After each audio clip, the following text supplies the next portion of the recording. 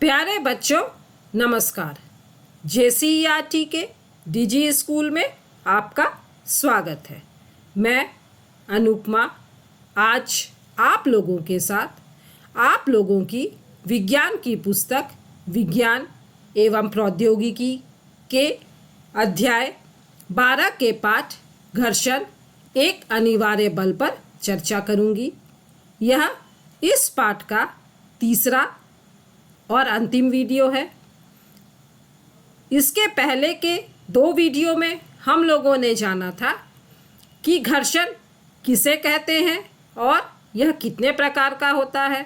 साथ ही हम लोगों ने घर्षण हमारे लिए किस प्रकार हानिकारक है या लाभदायक है, इस पर भी चर्चा की थी। आज इस भाग में हम लोग जानेंगे कि हम लोग किन उपायों के द्वारा घर्षण को कम कर सकते हैं। ये उपाय हैं स्नेहक द्वारा, रोलर बॉल का उपयोग करके, बॉल बेयरिंग द्वारा और पॉलिश द्वारा। साथ ही हम लोग लोटनिक घर्षण और तरल घर्षण पर भी चर्चा करेंगे। तो सबसे पहले हम लोग देखते हैं कि हम लोग किन उपायों के द्वारा घर्षण कम कर सकते हैं। सबसे पहला है स्नेहक द्वारा लुब्रिकेंट का इस्तेमाल करके। घर्षण बल को कम करने के लिए प्रयोग किए जाने वाले पदार्थ को स्नेहक कहते हैं, जैसे कि ग्रीस, तेल आदि। दरवाजे, खिड़की के कब्जे में जब हम तेल की कुछ बूंदें डालते हैं तो वे आसानी से घूमने लगते हैं। यहाँ पर बच्चों आप लोग देख रहे हैं, सतह जो है वह खुरदुरी होती है। जब हम लोग उस पर चिकनाई जैसे कि ग्रीस, तेल आदि डालते हैं तो सतह बहुत हद तक चिकनी हो जाती है, और जब उस पर कोई दूसरी वस्तु चलती है या लुढ़कती है तो उसे कम घर्षण का सामना करना पड़ता है। मतलब चिकनाई जो है वह घर्षण को कम कर देती है, स्नेहन घर्षण को कम करता है। मोटर मैकेनिक मशीनों में ग्रीस या तेल डालकर मशीन में होने वाले घर्षण को कम करते हैं। इस तरह से मशीनों में तेल या ग्रीस डाला जाता है जिससे कि घर्षण कम हो जाए। घड़ियों, सिलाई मशीन आदि में भी घर्षण को कम करने के लिए तेल डाला जाता है। आप लोग बच्चों अपनी साइकिल में भी इस तरह से तेल डालते हैं ताकि साइकिल स्मूथली आसानी से चल सके। इसी तरह से कैरम बोर्ड में खेलते समय हम लोग कैरम बोर्ड के ऊपर पाउडर छिड़क देते हैं जिससे कि घर्षण कम हो जाए और गोटियां आसानी से उसके ऊपर फिसल सके। यहाँ पर जो पाउडर है यह स्नेहक का काम करता है। क्या आप जानते हैं किसी पृष्ठ पर स्नेहक या तेल का उपयोग कर घर्षण को कम किया जा सकता है, परंतु घर्षण को पूर्णतः समाप्त नहीं किया जा सकता है, क्योंकि किसी भी पृष्ठ को पूर्णतः चिकना नहीं किया जा सकता है। मतलब घर्षण कभी भी पूरी तरह से समाप्त नहीं हो सकता है। घर्षण कम करने का दूसरा तरीका है रोलर बॉल का उपयोग करके। पहिए घर्षण को कम कर देते हैं। पहियों के कारण ही अटैची, जनरेटर या अन्य भारी सामान को आसानी से खींचकर एक स्थान से दूसरे स्थान तक ले जाया जा सकता है। जनरेटर बहुत भारी होता है। जब जनरेटर में इस तरह से पहिया लगा दिया जाता है तो जनरेटर को खींचकर बहुत ही आराम से एक जगह से दूसरी जगह ले जाया जा सकता है।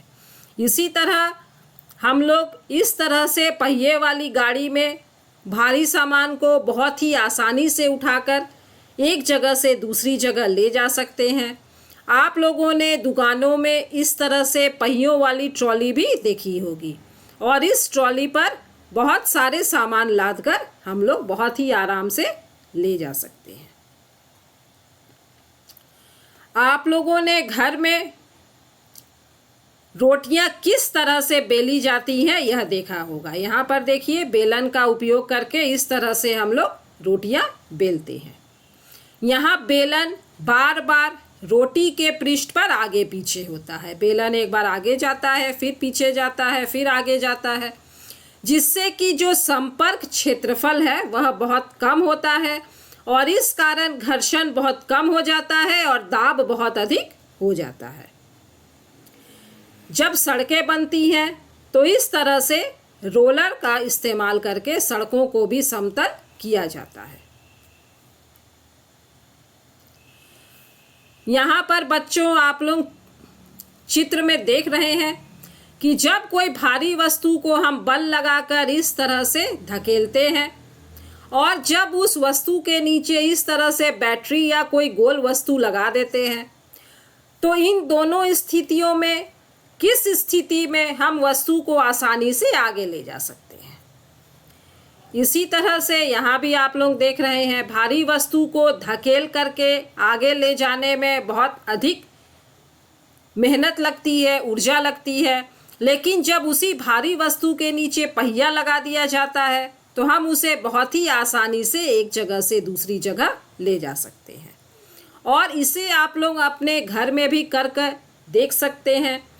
जब किसी पुस्तक के नीचे इस तरह से हम लोग पेंसिल लगा देते हैं और पुस्तक को धक्का देते हैं तो पेंसिल घूमती है और पेंसिल के घूमने के कारण पुस्तक भी बहुत आसानी से आगे की ओर बढ़ जाती है। तो ऊपर के चित्रों से यह अनुभव हो जाता है कि किसी वस्तु को सरकाने की तुलना में जब हम इस प्रकार से गतिशील करते हैं तो घर्षण कम हो जाता है। किसी पुस्तक के इस प्रकार पेंसिल के ऊपर लुढ़कना या किसी भारी वस्तु का इस तरह से पहिए के ऊपर लुढ़कने को लोटन गति कहते हैं। जो इस तरह की गति होती है इसे लोटन गति कहा जाता है। चलिए अब हम लोग लोटनिक घर्षण, रोलिंग फ्रिक्शन के बारे में जानते हैं। जब एक वस्तु किसी दूसरी वस्तु के पृष्ठ पर लुढ़कती है या घूमती है तो उसकी गति के प्रतिरोध को लोटनिक घर्षण कहते हैं। यहाँ पर आप लोग देख रहे हैं बच्चों, वस्तु के नीचे इस तरह से पहिए या गोल आकृति की गोली लगी हुई है। तो जब हम लोग वस्तु को धकेलते हैं तो यह गोलियां जो हैं यह गोल गोल घूमती हैं और वस्तु आगे की दिशा में गति करती है। यहाँ पर उसकी गति का प्रतिरोध हो रहा है जो कि गति के विपरीत दिशा में होता है। घर्षण यहाँ गति की विपरीत दिशा में लग रहा है और इस घर्षण को लोटनिक घर्षण कहा जाता है। लोटन घर्षण को कम कर देता है।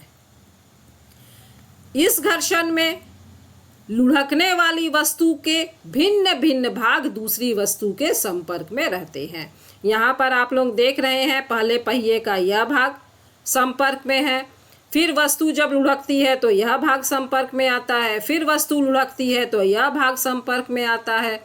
इस तरह से लुढ़कने वाली वस्तु के अलग अलग भाग संपर्क में रहते हैं।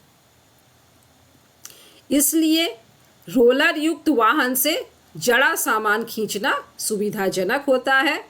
यही कारण है कि पहिया के आविष्कार को मानव जाति की महानतम खोजों में से एक माना जाता है। यहाँ आप लोग लोटनिक घर्षण के कुछ उदाहरण देख सकते हैं। जब जूतों में इस तरह से रोलर्स लगा दिए जाते हैं तो हम कितनी आसानी से एक जगह से दूसरी जगह जा सकते हैं।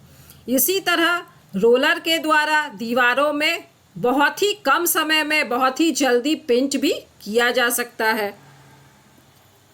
इस तरह से पहिए को लकड़ी से मारकर आप लोगों ने अवश्य खेला होगा या आप लोग घर में इस तरह से पहिए को लकड़ी से मारकर घुमा करके भी देख सकते हैं। बच्चे जब चलना शुरू करते हैं तो उन्हें चलना सिखाने के लिए हम लोग इस तरह से 3 पहिए वाली गाड़ी देते हैं। यहाँ भी लोटनिक घर्षण का ही उपयोग हो रहा है। और इस तरह से जो बहुत छोटे बच्चे होते हैं उन्हें भी हम लोग वॉकर में बैठा देते हैं। वॉकर में भी यहाँ नीचे में पहिए लगे हुए होते हैं। तो ये सभी लोटनिक घर्षण के उदाहरण हैं। घर्षण को हम लोग बॉल बेयरिंग के उपयोग के द्वारा भी कम कर सकते हैं। चलिए पहले देखते हैं कि बॉल बेयरिंग क्या होती है। गतिशील पहियों, शाफ्ट अथवा धुरियों के खांचों के मध्य लगाई जाने वाली धातु की छोटी छोटी गोलियां बॉल बेयरिंग कहलाती है। जैसा कि आप लोग यहाँ पर देख रहे हैं, यह जो धातु की छोटी छोटी गोली है इसे ही हम लोग बॉल बेयरिंग कहते हैं। और बॉल बेयरिंग घर्षण को कम कर देता है। बॉल बेयरिंग का उपयोग वस्तु की गति को लोटनी गति में परिवर्तित करने के लिए किया जाता है। इस स्थिति में घर्षण का मान बहुत कम होता है। छत के पंखों, टेबल पंखे तथा साइकिलों में धुरी तथा नाभि के बीच बेयरिंग का उपयोग इसके सामान्य उदाहरण हैं। यहाँ पर आप लोग बॉल बेयरिंग के उपयोग देखिए। इस तरह से साइकिलों में यहाँ पर बॉल बेयरिंग होती है। छत के पंखों, सीलिंग फैन में भी यहाँ बॉल बेयरिंग लगी होती है। और टेबल फैन में भी बॉल बेयरिंग का उपयोग किया जाता है। घर्षण को कम करने का चौथा तरीका है पॉलिश के द्वारा। पॉलिश द्वारा संपर्कित पृष्ठों के उभार तथा गर्त भरकर सपाट हो जाते हैं, जिससे अंतर परमाणविक आकर्षण बल अपेक्षाकृत कम हो जाता है और घर्षण बल का मान कम हो जाता है। आप लोग जानते हैं बच्चों, सतह इस तरह से खुरदुरी होती है। जब हम लोग पॉलिश करते हैं तो ये जो गर्त है ये भर जाते हैं और सतह इस तरह से चिकनी हो जाती है।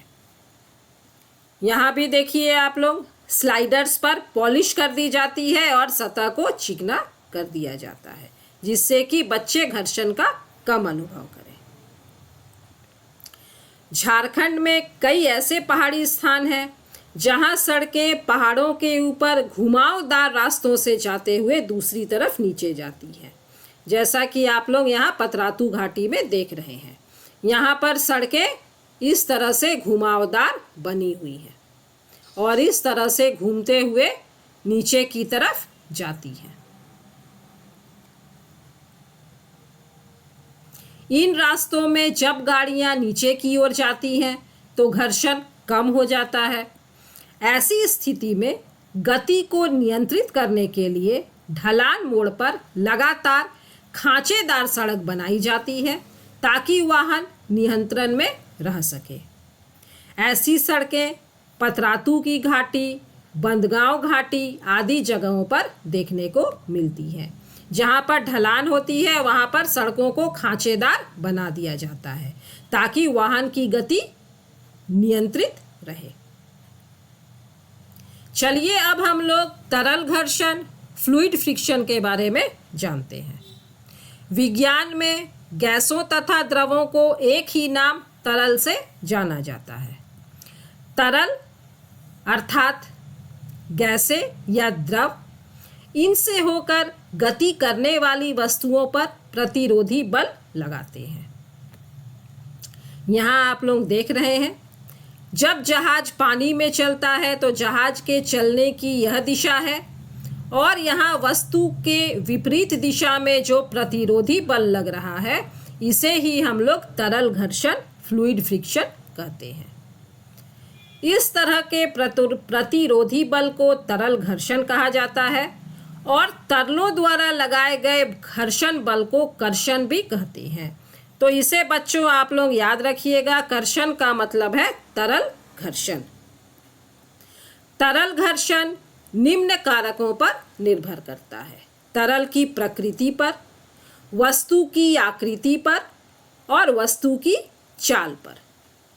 जब कोई वस्तु किसी तरल में गति करती है तो उसे उस पर लगने वाले घर्षण बल पर पार पाना होता है और इस प्रक्रिया में उसकी ऊर्जा का ह्रास होता है।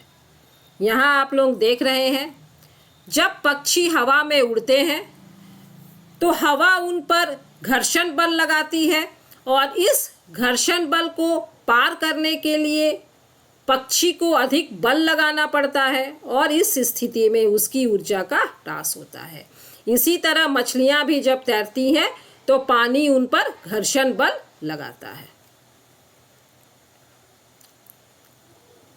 जैसे अंतरिक्ष शटल अंतरिक्ष से लौटते समय जब पृथ्वी के वायुमंडल में तेजी से प्रवेश करता है तो वायुमंडल के कणों और शटल के सतहों के बीच घर्षण के कारण अत्यधिक ऊष्मा उत्पन्न होती है। यही कारण है कि वस्तुओं को विशिष्ट आकृति देकर घर्षण को कम करने का प्रयास किया जाता है। इस तरह की आकृतियां बनाई जाती हैं जो कि आगे की तरफ नुकीली होती हैं।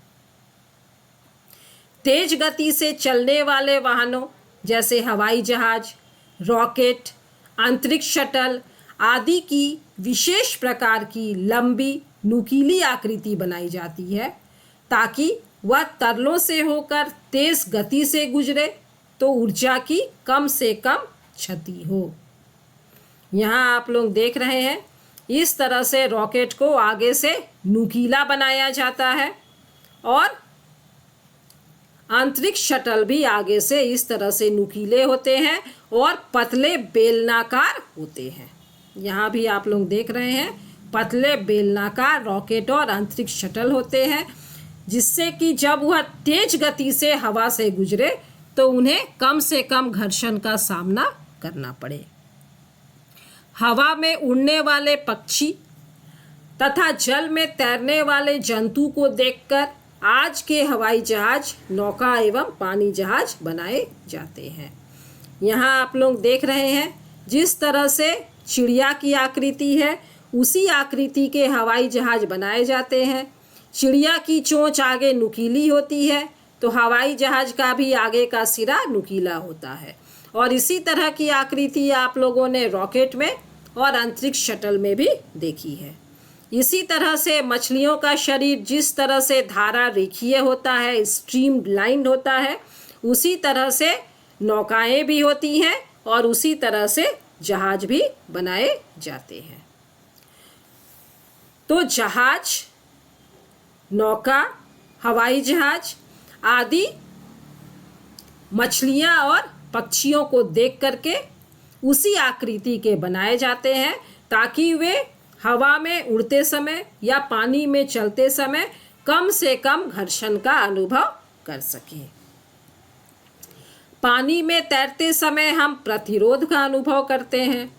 एक तैराक पानी को पीछे धकेलते हुए आगे बढ़ता है। जब तैराक यहाँ आगे जाता है तो जल उस पर प्रतिरोधी बल लगाता है और इस बल को पीछे धकेलते हुए वह आगे की तरफ बढ़ता है